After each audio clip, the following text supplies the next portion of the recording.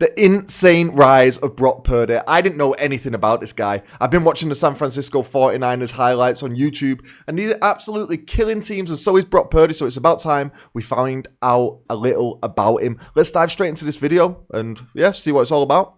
Not many quarterbacks get the opportunity to make the playoffs in their first season, especially when you're a 7th round draft pick. Shoot, many 7th rounders hardly even get the chance to start. But in the 2022 underdog NFL story, draft, the very last pick, Mr. Irrelevant Brock Purdy the last has pick, become one of the most surprising talents in the NFL in his very first season. So how does that happen? What are the obstacles Purdy had to overcome to get the starting job? And what is it that makes him so special? You tell us, mate. This is the story of Brock Purdy. Brock Purdy. Mr. Irrelevant was born in Queen Creek, Arizona as the middle child to parents Sean and Carrie Purdy. Middle child, you know, big up all the middle children out there. He played quarterback in high school at the newly opened Perry High in Gilbert, Arizona, where he helped his team to a state championship game in back-to-back seasons in 2016 and 2017. Sadly, they lost both of those games, but Purdy was able to elevate the team and help them compete with some of the biggest high school teams in Arizona. Purdy's efforts didn't go unnoticed. He was named the State Gatorade Player of the Year and the Arizona Republic's High School Football Player of the Year, baby, which would help his case when it came to college football recruiting. Purdy was listed as a consensus 3-star recruit. He was a talented quarterback who received offers from several programs, including Iowa State, Kansas, Texas A&M, and most notably, Alabama. Okay, some massive Alabama colleges. Visit meant a conversation with legendary college head coach Nick Saban, who has brought countless successes to the Crimson Tide program and developed some of the best quarterbacks in football. We know all about Nick Saban.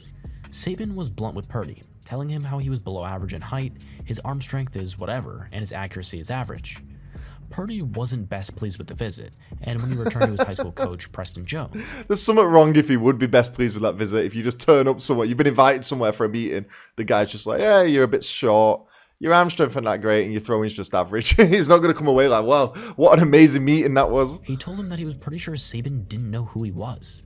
See, the accuracy of his game is what Brock Purdy is most proud of, and it's what he depends on when he's out on the field. Put it on a dime. When Saban claimed that his accuracy was average, Purdy was convinced that the Bama coach hadn't watched him play. Now, of course, being a 3-star recruit at the quarterback position gives you a mountain to climb when it comes to programs like Alabama.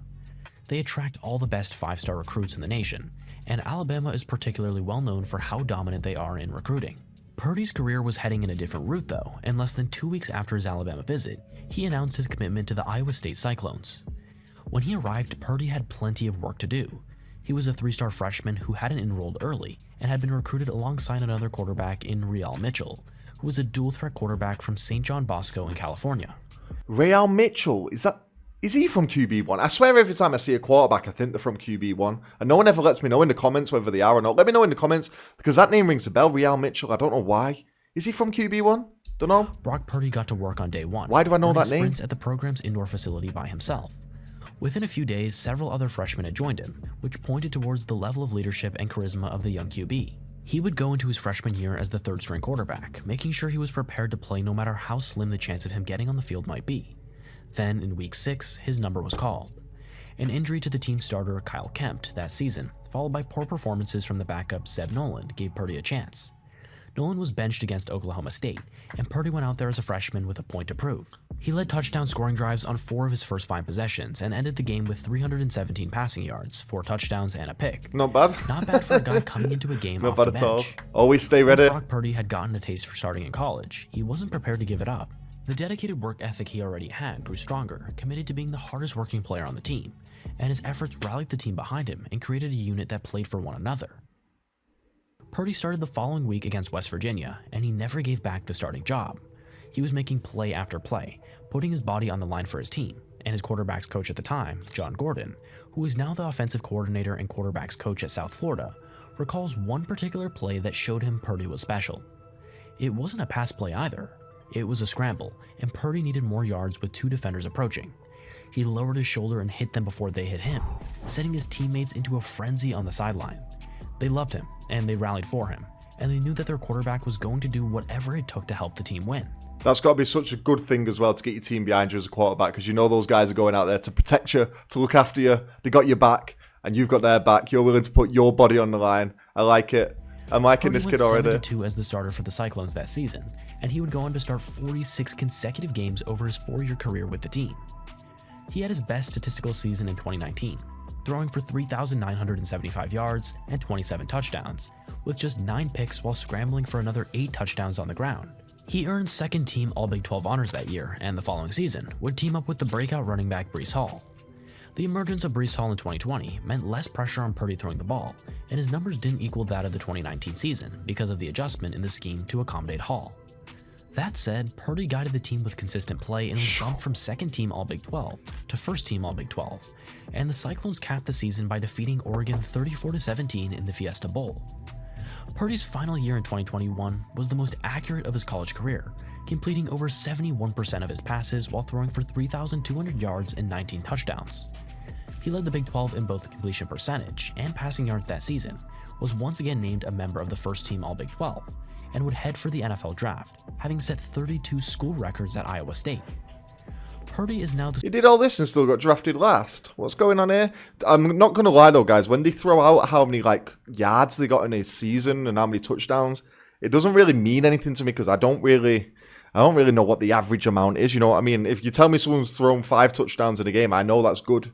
But if you tell me they've done however many in a year, it doesn't really equate in my brain of it being a good stat, if that makes sense. The school's all-time leader in pass attempts, completions, completion percentage, passing yards, this passing equates, and total touchdowns, in which he totaled 100.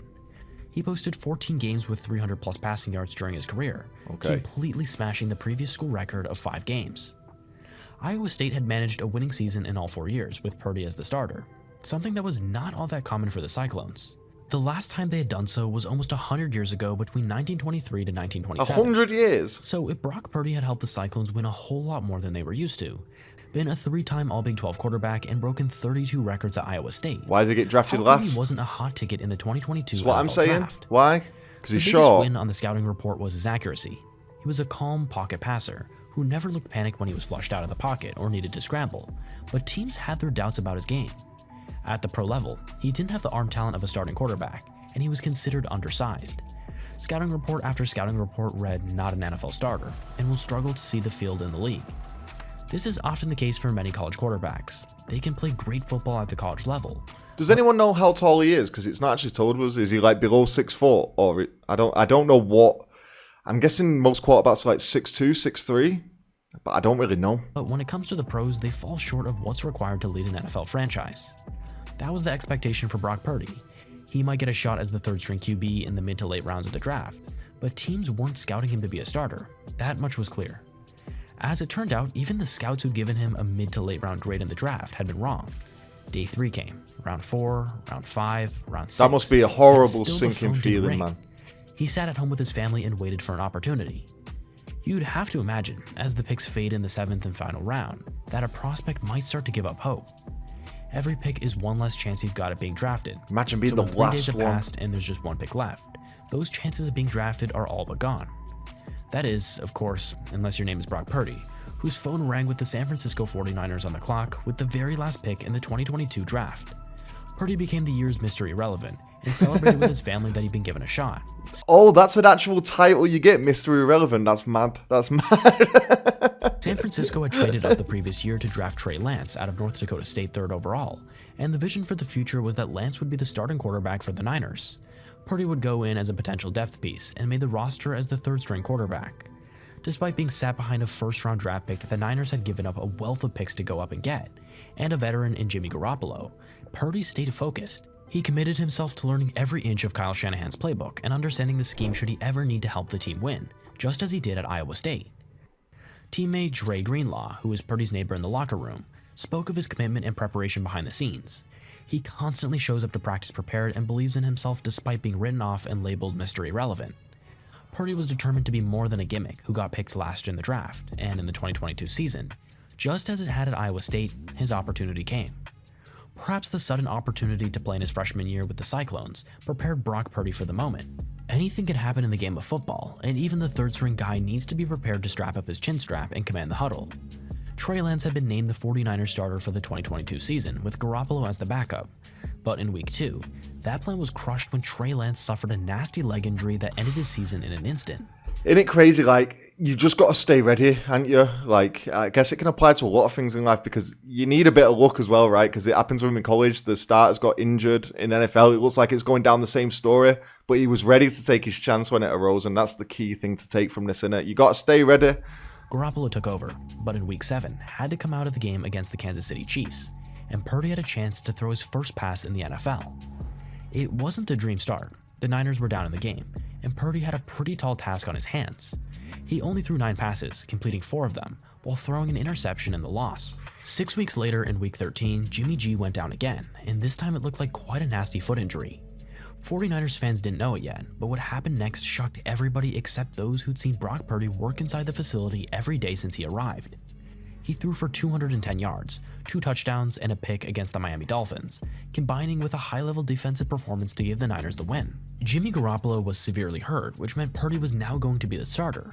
And who was he going to get his very first NFL start against? Tom Brady, the greatest quarterback of all time. What are the chances? The Bucs struggled in the game, as they had done for most of the season, but Purdy did everything he was asked to do, and the Niners coasted to a 35-7 win. Purdy threw 16 of 21 passes for a 76% completion rate, throwing 2 touchdowns in the win. He became the first ever quarterback to beat Tom Brady in his first start, and shared a moment with the legendary QB on the field after the game. Brady's own path is a similar one to Purdy's, having been selected in the 6th round and overlooked by every franchise in the league. Brady has used that as fuel for the entirety of his decorated career, and has spoken only about how that moment in his life angered him and gave him a reason to work harder than everybody else around him. Purdy used the momentum from his first career win to keep winning. Week 15 at Seattle, win. Week 16 against the Commanders, win. Week 17 at Las Vegas, win. Week 18 against Arizona, win. The Niners were headed for the playoffs, and Brock Purdy was 5-0 as the starter, and by this point, generating plenty of buzz around the league. To those inside the organization, Kyle Shanahan, Purdy's teammates, and everyone in the building, it was hardly surprising. They knew what he was capable of. To everybody else on the outside, Purdy was shocking the nation. San Francisco had lost both their starting quarterback and capable backup to injuries in what would typically completely derail a franchise and its goals of winning a championship. The 49ers hadn't missed a beat and looked as dangerous as anybody with a stacked defense. Christian McCaffrey, Deebo Samuel, and George Kittle firing on offense, and Brock Purdy pulling the strings. But how would he perform under the pressure of the playoffs? After all, why does this man just have best dad ever underneath him? What's going on there? Winner-go-home football comes with a whole new level of pressure. His response? The best game of his season so far. 332 yards and 3 touchdowns against Seattle to calmly dispatch the Seahawks and advance to the divisional playoff against the Cowboys, where they would win once again to set up a conference championship game against the high-flying Philadelphia Eagles. Purdy started the game poised and ready for the moment, and the footballing world watched on in amazement that the young rookie quarterback taken dead last in the NFL draft less than a year ago the Eagles might be about to guide his team into the Super Bowl. It was unfathomable as it was happening, the kind of story that makes you want to pinch yourself just to make sure it was real, but here it was. Devastatingly, Brock Purdy's story that season was robbed of the final chapter. He was hit by Eagles pass rusher Hassan Reddick in the first quarter of the game, catching his throwing arm as he pulled it back. He'd suffered an elbow injury that meant he couldn't throw, struggling with shocking pain in his arm, and it cost the 49ers the game. Without a quarterback who could throw, the Niners stumbled and crashed out of the playoffs one stop short of a return to the Super Bowl for Kyle Shanahan, and it felt like a cruel and bitter end to one of the 2022 season's most remarkable stories. Brock Purdy had gone from a guy that nobody knew, who was doomed as just another quarterback who'd hang around the league for a couple of seasons before fading into the background, like so many who'd come before him, into a playoff-winning starter who went 7-0 before an injury cut him down. All of a sudden, he'd earned the respect of not only his teammates and coaches, but players and fans who love the game. Now he's expected to be the starter, bumping first-round talent Trey Lance out of the starting spot. The pressure will be high for Purdy to maintain his success, this time facing defenses who know precisely who he is. Nicknamed Mr. Relevant, Purdy has put himself on the map, and he's looking to write the next chapter. What are your projections for this upcoming season and for Brock's career? Do you think he's the real deal, or will defensive coordinators lock him up? Tell us in the comments. Hey. Well, we already know that he's absolutely killing it so far with the 49ers. I mean, they're 5-0. They're absolutely killing the league right now, so he's doing something right. I wish he would have left his name as Mr. Irrelevant. You know, I think that it would have been cool to keep that going. Let me know what you guys think of Brock Purdy down in the comments. Do you think the 49ers can go all the way? Let me know some other interesting stories I should look at down in the comments as well. I really enjoyed this one. I'm going to watch Brock Purdy with a bit more respect on his name now from myself, you know. I'll be keeping an eye out, seeing what he's getting up to. I'll see you for the next one. Take it easy. Peace.